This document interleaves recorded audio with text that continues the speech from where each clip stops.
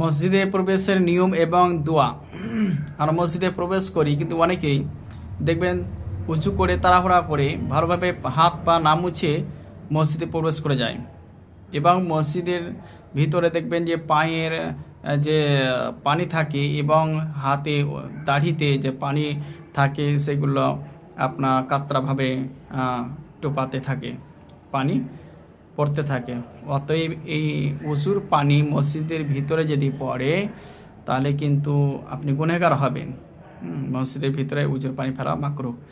অতএব ভালোভাবে হাত পা মুছে নিতে হবে, দাড়িগুলো মুছে নিতে হবে, চেহারা পা ভালোভাবে মুছে তারপর প্রবেশ করবেন। তো প্রবেশ করার আগে দোয়া,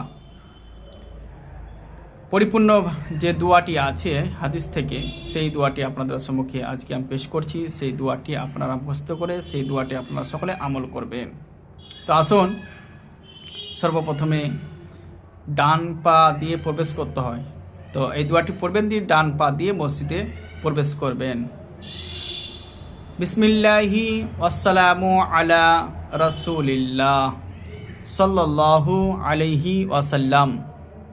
আল্লাহুম্মাগ ফিরলি যুনুবি ওয়াফতাহলি আবওয়াবা রহমাতিকা।